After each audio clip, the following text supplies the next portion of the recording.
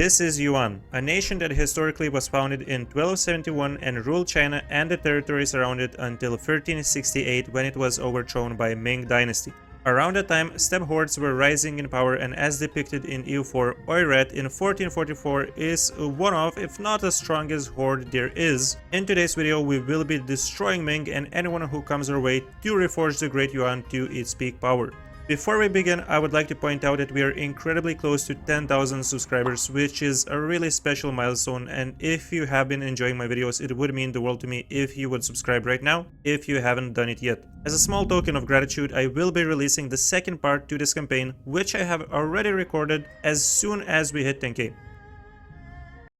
So we're gonna start with our estate. That's right, not estates this time, we only have one. We will be summoning the diet, and unfortunately it asks us to get a province from Uzbek. We're not gonna fight Uzbek anytime soon, but that's fine. We will be getting greater autonomy for additional loyalty, 20% national manpower modifier with larger tribal hosts. We start with 81% religious unity, so we can increase it with autonomy of the tribes to get more unrest reduction and lower stab cost modifier. And speaking of stab cost, we can also take ensure tribes loyalty. This decreases stab cost modifier and also gives us the ability to automatically complete estate agendas. Now we can sell titles and seize lands. We can go to our national decision. We will be going for yellow shamanism this time because we're going for a tolerant path in the mission tree. The mission matters of religion allows you to choose between tolerant, devotion, and confusion. I'm also interested in playing a confusion path run, so if you guys want to see it, let me know in the comments. We would also go for Emperor of China status in that run. But in this case, we will be staying as a horde and just try and make as powerful as possible OIRAT into Yuan nation. So because we don't really want to complete that agenda manually, we will be clicking this button. And sometimes you can get agendas telling you to get a province of Ming. That would be a very easy one to complete, so you would just take that province instead and use that button on a more difficult agenda, because you can only do that every 20 years. And it's quite important because down the line in our mission tree, we have the mission Gathering the Tribute, which requires 4 agendas to be completed, so eventually we want to do it. Now let's go ahead and get some advisors. Hopefully we can get morale of armies, so we're gonna reroll both of these level 1 guys. Let's grab trade efficiency and we can pair it with yearly inflation to potentially get the radical reforms. For our rivals, we will just select the ones that are available, Uzbek and Mongolistan. And now we want to get some additional soldiers, so we will recruit the Free Company. Our one and only vassal Mongolia is not very happy at the beginning, so we're gonna improve relations, and we're also gonna placate local rulers once and ask them to be supportive. During the war, we should be able to get them below 50% liberty desire. One cool thing about OIRAT is that we start with this amazing general with 5 shocks, so we're gonna use him in the war, and we will be able to get another insanely powerful bonus during the war with Ming. There we go, with our agenda being completed. Let's go and spend some admin points to boost our stability. We might even do this twice, simply because it's quite cheap to do so, and we will be drowning in monarch points, believe me. Here we go, we got the nice advisor that we wanted. And guys, it's the 11th of December, so we're just gonna go ahead and start the war. It's gonna be a take mandate of heaven CB war, as this makes everything 50% cheaper. We're gonna be taking tons of provinces and maximum money. Now, first thing we wanna do in this war is hunt for Ming's emperor, because we can capture him and get a bonus. So we're looking for an army with the general Zhu.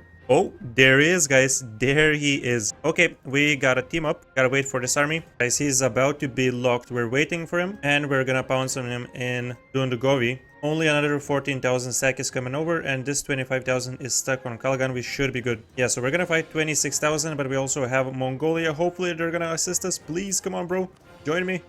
Yes, he's coming over to help, and we should... yes, there we go. We managed to capture the Ming Emperor, which means we get 20% morale of armies and 25% siege ability as long as we hold him captive and as long as he doesn't die. Next step for us is to occupy Beijing, which then will allow us to get the entire North China region occupied. Now we also have the mission Tumo Crisis unlocked, but we don't want to rush to click it, because you might notice that the first option from the event that we will get from this mission will replace our 20% morale of armies and siege ability modifier with core creation cost minus 10% and province war score cost minus 10%. So the best thing to do about this mission is to completely finish the war, ensuring you have enough war score to take the maximum amount of provinces and money, and only then click it, as this way you will be able to grab more provinces and core them up cheaper. So what we will do now is just continue hunting Ming's army, as we have this insane modifier, And once we kill at least half of it, we will march to Beijing, start sieging it. There we go, look at that. We caught 25,000 and he's demolished. All right, there we go. We have Beijing, which means we get the entire North China region. Ming is down to 13 mandate, which means they have a massive debuff for essentially everything useful. It's time to continue crushing them until we have enough war score, and we might occupy provinces with high development like Nanjing, for example. This one gives you 30% war score for occupying it. Oh yeah, we're deleting them. 14,000 wiped by this small army. He's out. And guys, I believe we have enough war score to conclude the war. So before doing so, we're going to complete Tumo Crisis. We're gonna get these amazing benefits allowing us to take more provinces from Ming. It's very important to take this exact peace deal. We're gonna need Ningxia. We're gonna isolate these 3 provinces which are cores of Mongolia so that rebels can spawn and allow Mongolia to get these provinces for free. We're gonna take Beijing, and I like to make this connection to Korea. We're gonna take these borders isolating Ming, and we will also take 2,200 ducats. I think we're gonna be fine like this. There we go, guys. Now, immediately, we can go ahead and embrace feudalism for 300 ducats. We can go ahead and complete the mission opening the Dragon's Gate, which is going to give us 10 army tradition. We will be able to use the Great Wall of China Great Project as well. And also we complete matters of religion, which allows us to choose between these 3 paths. I think it's really cool how the confusion path gives you a privilege, giving you mandate growth modifier. But in this run, we're gonna go with the tolerant one. As we are at peace, we can go to the religion window and choose a syncretic faith, and we're gonna go for confusion. Later we can switch this for 50 prestige. From our missions we also ended up getting this National Unrest Advisor, which is 50% cheaper, so we're gonna hire him right away. Oh, and looks like we have strengthened the Baskaks because we have grown by at least 150 development, which allows us to get 50 more admin points, and a privilege that we won't be using simply because it reduces gov capacity modifier, which is one of the most important things for a horde. Now on to the fun stuff. We're gonna raise all provinces, giving us a ton of monarch points and money. Boom, there we go. We can go ahead and increase our technologies up to level 4. Apparently we have tribes loyalty of 65 or greater and our horde unity is 100, so here we go. We can get another 5% crownlands and spawn 3 Eastern Swarm Cavalry units, which is cool. At this point, let's encourage divination to reduce national unrest. And one more thing we want to do about these new provinces is still concentrate development where possible to ensure that we have the least possible amount of overextension and the least points that we need to use. And with that, we end up with 93% overextension. We can just go ahead and core everything. I also want to point out that it's very important that you finish the war with Ming and ensure that you have a free diplomat, or you will have one before the month tick, as this way you can attack one of Ming's tributaries and drag them into the second war. In our case, we will go for Korchin right after we start integrating Mongolia. There are 4 cores that we can give back to our vassals, so we're gonna go for our reconquest. And with Ming, what we're aiming to do is just get back to their capital, occupy it real quick, and take full amount of money, which will reset our truce to 7 years instead of the regular 15 that we would have had. Examination of administrators. Alright, looks like we can get another 5% core creation cost boost. Don't really remember this event, but that's cool. Hey, where the hell are you running, bro? Come back here, right now, I demand you. He actually went into the woods here. What a crazy guy. You, I demand mill access. There we go, we white piece Nanai. All I want for Christmas is 2,000 ducats. Yeah, so unfortunately the third time wouldn't work because they're already bankrupt. Oh boy. I guess we're gonna go for Korea as they're still level 3 and they don't have any alliances. Tribal conquest, there we go. Let's begin this right now. What? Ming has warned us not to go to... What, bro? I swear to God, guys, I have never seen something like that happen. A nation that is bankrupt just warned us not to go to any wars. Dude. Now, this is gonna be a bit annoying because Korea has a level 4 fort which requires 12 regiments. Hopefully we can get some good luck on these siege ticks. Alright, we have finished scoring some of the provinces. We can finally finish the Korchin war. We're going to give the cores back to Mongolia and take the rest for ourselves. And obviously, once again, we will raise what we can. 68% overextension, that's fine, we're still finishing some cores. There's a ton of rebels, but we're working on it. And we can start putting some of these provinces to our states, but the ones that have trade centers, we're just gonna assign it to the trade company instead, and state up the ones that don't have trade centers in them. Nice, we finally got a fort, only 427 days, that's acceptable for sure. And he is level 4 now, so maybe let's try and bait him. Or maybe we won't even need to fight him anymore. Alright, we do need to fight him, but this should be the last battle. That's right, he's wrecked. And we can finish the war, taking these 3 entire states, as well as some cash. After raising these provinces, we should once again have a ton of monarch points, allowing us to upgrade our technologies. That's right, we can grab level 5 mill right away. We can start deleting some forts. We won't need the one in Chengdu. The one in Zhangia can go. There, after unsieging all the provinces, we can also grab some more crown land. Oh, I hate this, man. I don't want to subjugate Sarigyoger. Come on, bro. Anyways, guys, there's no time to be wasted, so we're gonna continue our wars, taking on Haishi, and we're gonna do this with pretty much all the Manchurian nations. And when it comes to Sarigyoger, I really don't care about the one province minor that much that we would subjugate him just for the agenda. We'll just take him down like that. Ming is collapsing and nations like Liang are popping out, so soon there will be tons of wars in China, including Ming itself, because our truce is gonna expire in 3 years. There we go, boys, we can grab level 5 admin. As we're going for a Horde Yuan run, we must open with Diplo ideas. This is gonna massively help us with the 20% province war score cost. Oh, Karadil doesn't have any allies anymore. Sure, let's go.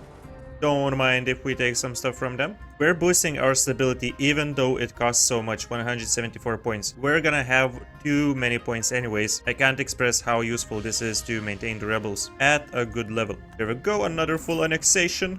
That's how we roll, boys. That's how we roll. And with that, we have Unity of Faith mission completed. If our ruler has sinner personality, then we remove it. We get 50 admin points and we unlock the clergy state as a horde. We now have 2 states. Well, it's called shamans for us. It's good because we can take religious diplomats, which is gonna increase our progress of annexation with Mongolia. After we unite Manchuria, we're definitely gonna go with expansionist zealotry as well, because pretty much all the other countries follow a different religion, so we will get a bonus. Land rights is always there if we will need a boost for gov capacity. And because we have tons of crown lands, sure, why not? Let's just open up with religious state.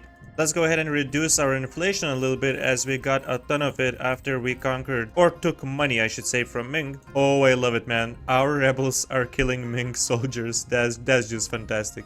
I don't like this guy unsieging the Mongol separatist lands, though. You need to crush this guy. And looks like we're done with Jiangsu. Thank you for that, sir. Alright, boys, here we go. Once again, take Mandate of Heaven CB. We can go for Ming. Finally, we will also be able to take nations like Xi. As we were warned by Ming, we couldn't attack them without dragging in Ming with the wrong CB. And finally, we can beat up this army, which is constantly unsieging the Mongol separatist provinces. This has been super annoying. Panic in the Ming Empire. Yep, they're done for. And we have fully occupied Xi. So that's another annexation. Too bad that we cannot core these provinces while we're at war with Ming, as they are Ming cores. So we will probably end up overextended after this one. But that doesn't mean that we're stopping to expand as we start another war versus Shibi. Wait, Nanai is our tributary. I would like to get rid of that. Yeah, we're gonna conquer them. Get out of here. There we go. We can take something like that. Oh boy, that's gonna be a ton of monarch points. Yeah, guys, as you can see, that's why you stab up and don't, save up too much admin. We can start using this on reducing inflation a little bit more.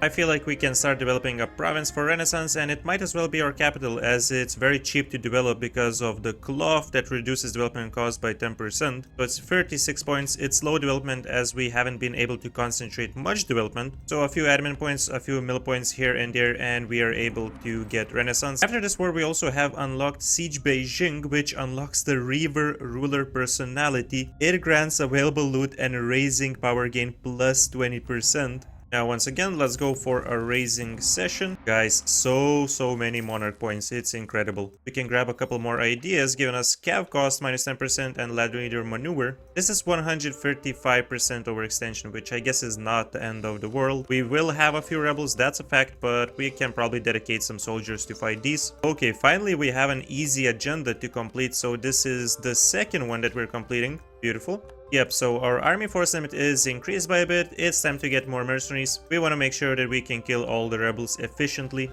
Oh damn, prospering times as well. It's a grain province. I guess we can go with mill points, right? That event is not as exciting when you're a horde. Alright, boys, we have enough freeform progress. We can grab another 20% manpower modifier, which is massive. And we can go ahead and unlock level 6 military. Amazing boost for our units. There's pretty much a really endless rebel faction cycle, so we're dealing with that. We're waiting for the overextension to go down, which is about to be handled, and then we will finish these two wars and continue conquests in China, as there are many nations that we border, including Meow. Oh, this guy is unhappy. Well, the good thing is that we have tons of prestige, so we can just placate rulers. Oh, this guy has 20,000 units. Well, okay, that makes sense. He conquered some provinces in Japan, so we're not gonna take this war. We will come back for that. Looks like we have over 30 provinces in Manchuria, which allows us to complete conquest of Manchuria. And now, whenever we raise a province, the tribe's estate will gain loyalty. Obviously, that just means we will get more bonuses from the estate. The Mongolian provinces have finally defected to our vassal, which means our vassal got like 20 development for nothing. And alright, we can finish this as well. Let's go upgrade some centers of trade while we're at it. Yeah, how good is that, man? Since we're gonna pretty much always be at a high loyalty for tribes, we will have cav cost minus 20%. We need to actually start building some transports because we will need to fight Taiwan, as it's here, and the cat nation of Miao allied them. Let's start with Liang, Ning, and Shu. Oh, Mongolia is such a good vassal, man. That's right, kill our rebels. Oh, we have tribal succession crisis. Oh no. At least the new ruler is pretty damn good. But obviously, we just lost the benefits that we had with core creation cost and province war score cost. And guys, we have 25 provinces in South China and Shannan regions. We get 10 prestige. Our ruler is now legendary conqueror. And we also get a general with 60 tradition, which also has +1 shock and maneuver.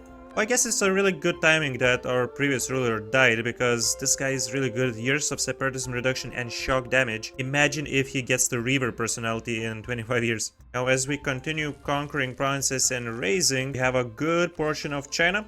No problems so far with overextension. Hey, we additionally have our 20% province war score cost now. Let's now just take care of Nanai, the last of the Manchurians.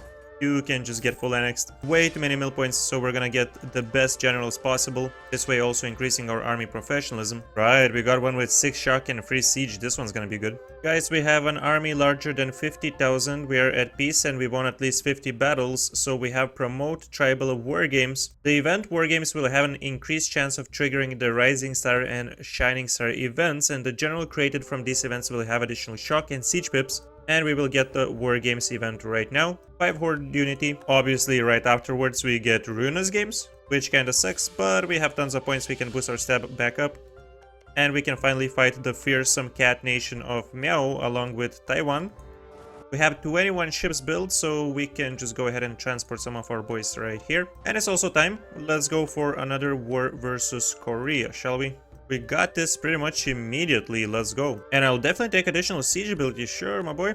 We can actually full annex Korea in this second war, so that's cool. Just a couple more provinces left to conquer. No more meowing for you as well. I will admit I committed a sin. By accident, I did raise the gold mine. There we go, boys, there we go. As we continue our conquest, Hermit Ender mission is completed. The share of spoils tribes privilege will now grant 5% technology cost reduction, and we get permaclaims on Japan region, so we can go ahead and start conquering there.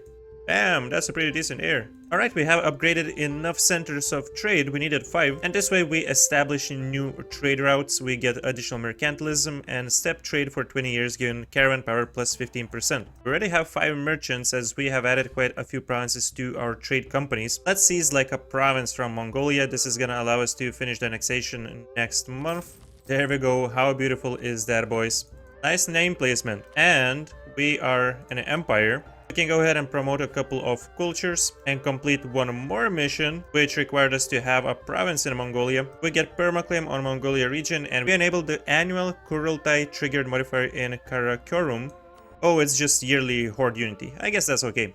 Next mission is also done, unification of Mongolia, and now we have 2 choices. We can say that we are all Mongols. Mongol becomes the new primary culture, our ruler and heir become Mongol, and all owned provinces with Korchin, Kalka, and OIRAT cultures will be merged into one. I guess it's just a matter of preference. You can grab max promoted cultures instead, but I'm gonna click the first button. We have way too many soldiers, don't we? And we have very good manpower, so it's time to get rid of this large mercenary group that we had. Now, as you can see, guys, being an empire is not enough to reform the Great Yuan. You also need to be the Emperor of China, or you need to completely eliminate the mandate, so we need to full annex Ming. Our next war is going to be in 6 years. Until then, we can expand into different directions. I think we can start with a nation like Kam, or even Uzbek, considering they no longer have any allies. Yo, okay.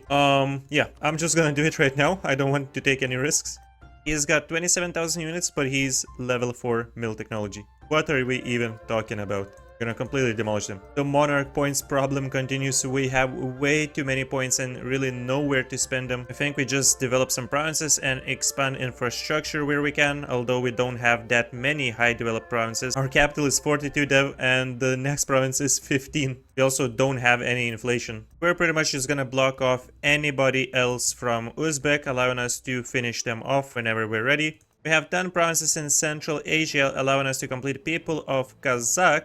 And we can release Kazakh as our vassal or get 100 admin points. I actually really don't get what's the catch here. Like, we can grab 100 admin points, and if we really want to, we can go to subjects and just release them anyways. Is that it, really? Anyways, I don't really want to have any subjects like that, so let's just go ahead and raise all of our new stuff. I suppose the mission tree kinda allows you to run a gang of subjects that allow you to not use your gov capacity, because eventually you can make Kazakh an incorporated vassal and you don't get a guarding capacity penalty. I think we can try playing without it though. Oh, there's some cursed stuff in China once again. So it looks like we're gonna start a couple more wars. And this is the 4th agenda that we will be completing for tribes. You know what? I don't even want to bother with it. Let's redistribute Horde authority. Here we go. Now we just need a level 3 admin advisor. So we're gonna promote to Sculpture as I want to keep this advisor, and we're gonna promote him to level 3.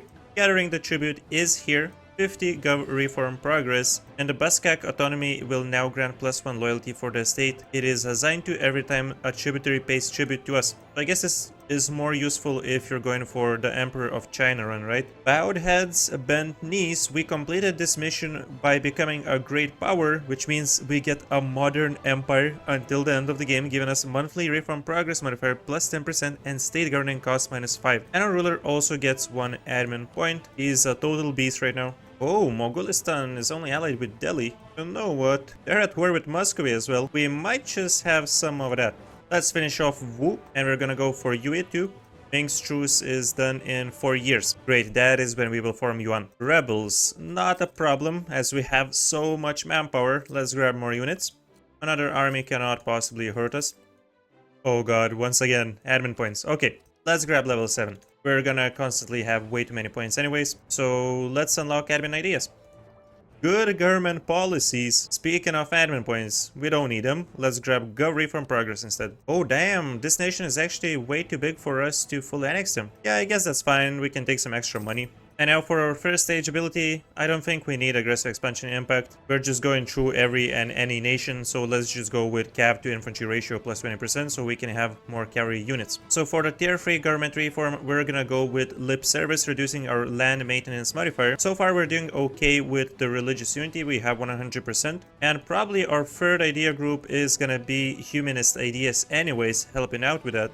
Delhi is so annoying. These sieges take a very long time, but here we go. We completely demolished his army. He's very weak compared to us. And this is actually a pretty damn decent amount of money that we can take from them. 400 ducats. 99% in this war. Oh man, it's so painful that these guys have 2 additional provinces in Kashmir, because if they didn't, we could just do this, full annex them, and we would receive all of Yarkand for free. Yeah, so that's a bit annoying, but we'll take what we can. I love the fact that we're still not overextended after so many wars. We also have access to the golden era whenever we wish to get it, but honestly at this point it's not like we really need it. Maybe we will find a better use for it in the future with the 10% morale of armies. Damn, Kazan is a free snack. Sure. Can't believe they still have their gold mine after everything. We're gonna start another war versus Kam now. In other news, Ming is getting wrecked. Is that news at this point though?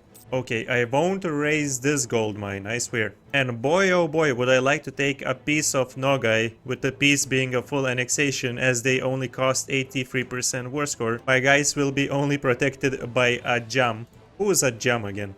We can go ahead and upgrade ourselves to level 7 mil so we can now have cannons too, which should make the sieges much faster from here on. Okay, thank you very much, Ming. Nice doing business with you. We just ended the Ming Empire, so we get more monarch points and 20 prestige. Unfortunately, the excess prestige doesn't get converted. And there's no more Emperor of China, which means once we are at peace, we can reform the Great Yuan. Raising these provinces got us enough points to upgrade ourselves with another admin idea, giving us core creation cost minus 25%. Now coring is actually gonna be dirt cheap. Yeah, that's about right. 22 development province costs 22 points. Sieging down a jam took a little bit longer than I expected. We are very close. Okay, there, that's enough. Now this means that we can finally finish our war with Nogai as well.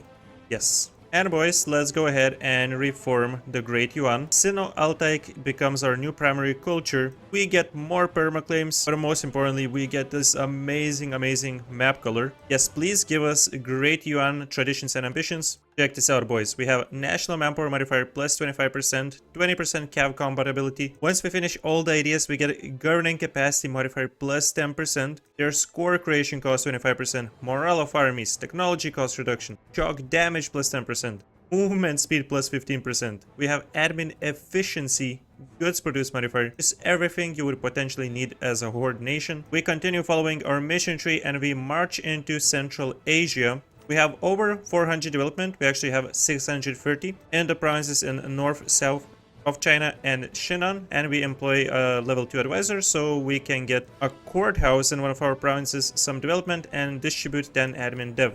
Now 4-class system is gonna allow us to get Miao and Yi as accepted cultures. This unlocks the 4-class system nobility privilege, which can give us advisor cost minus 15% and monthly autonomy change minus 0.05. If we would completed humanist ideas, we would get 100 admin points, but we don't have this yet, and 100 admin points is really nothing for us, so let's go. We have expanded our army, so we get more mill points. We have the maximum, so we pretty much need to spend these before doing it. And once again, what are we gonna use our mill points on other than recruiting generals, increasing our army professionalism this way, and just selecting the best ones out of the bunch? Let's go ahead and unlock this additional shock damage. That's gonna be cool. And our one and only rival is the Timurids, as they have integrated their vassals. Okay guys, so our new capital is in Beijing now, and we pretty much need to redo our trade setup. Yeah, so thing is, we wanna move our capital back so we can re-add our stuff in China to the trade company. First, we need to get rid of the rebels. This is a bit inconvenient, as I had planned to go into a war with Timurids immediately, as look at that, man, nobody would join, but we first need to take care of our capital situation, and points for that we will just once again get from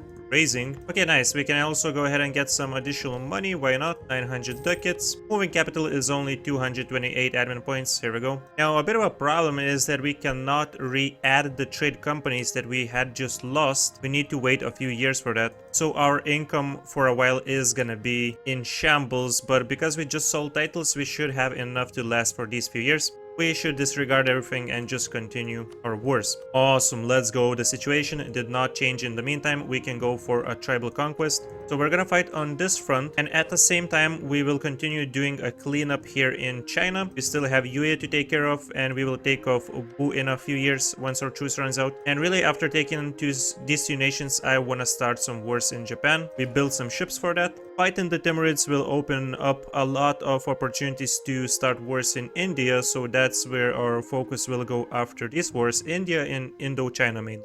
We could continue expanding into Europe now, but I think we're gonna take care of Uzbek and ignore Great Horde and Muscovy for a while. These provinces are not that important. Hey, at least since we got level 7 military, we have another use for mill points. We can barrage provinces, right? Fortunately, our advisors keep dying, and I really don't care about any other bonuses other than unrest reduction, so we're gonna hunt for another theologian. Guys, am I the only stupid person that would always miss the province of Macau when sieging down these provinces?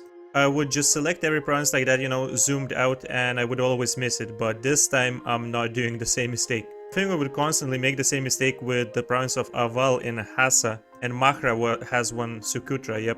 There we go, we have our unrest guy. We're kicking Timurid ass in the meantime. Alright, what do we have here? After this conquest, we have over 100 provinces in China. Until the end of Age of Reformation, we get -1 unrest and unjustified minus 15%. Yo, that's gonna last for quite a while. We're still in 1481. Okay, Orochoni, you still hold a few provinces that I need. This will open up the gateway to Japan. Won't need to just transport our units. Repairing the Great Wall. Ever since the capture of Emperor Zhangtong by the Mongols, security on the northern frontier has been an important issue. 500 ducats for some local defensiveness. Get the hell out of here, man. I ain't got that money. We might be the first greatest power with 1.5 thousand development in 1480s, but you're not gonna get a cent out of us, man. Oh, come on. Ashikaga is actually stealing all the provinces from us. Oh, I hate this guy. Come on, dude. Why would you do this, man? Timurids, you wanna test our strength, huh? Well, let's see how tough are you, sitting here on the highlands. He's got some reinforcements, but we're completely demolishing him. There we go, we managed to follow him to the next fort and wipe him. Yeah, so Ashikaga took away everything from us here. We can only take these two provinces. Alright, oh well.